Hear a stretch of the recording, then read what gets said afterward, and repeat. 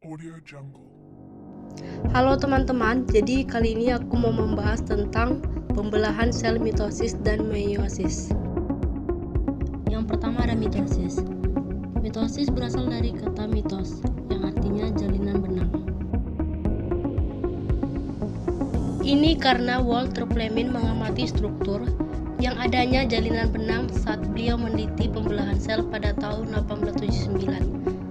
Lalu, struktur jalinan benang tersebut kini kita kenal dengan kromosom.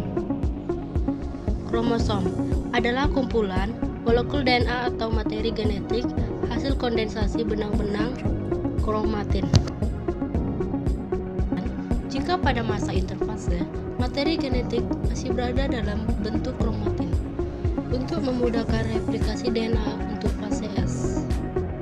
Nah, di awal tahapan mitosis, kromatin tersebut akan terkondensasi jalinan benang atau kromosom dengan dua kromatin.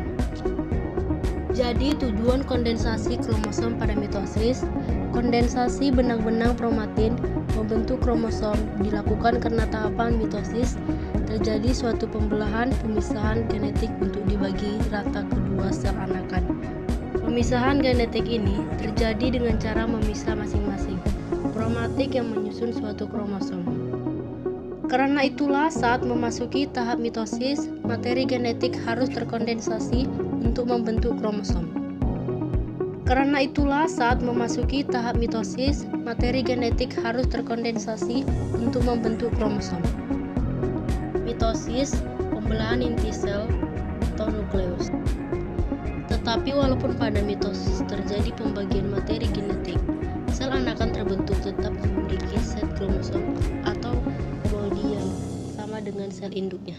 Jika sel 2N terbentuk 2N membelah, maka sel anakan akan terbentuk juga bersifat 2N karena pol mitosis sel anakan yang dihasilkan sifatnya identik dengan sel induknya.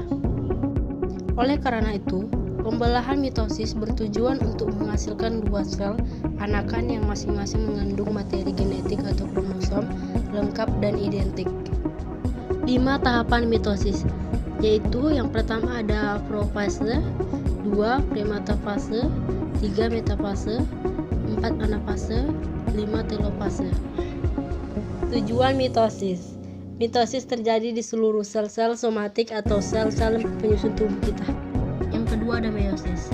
Meiosis adalah pembelahan reduksi karena sel di DNA yang dihasilkan dari pembelahan ini bersifat haploid.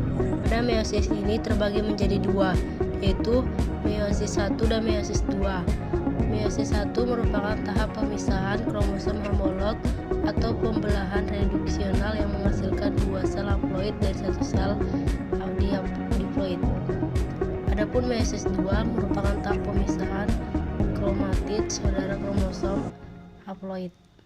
Meiosis 1 terbagi menjadi 4, yaitu profase 1, metafase 1, anafase 1, telofase 1.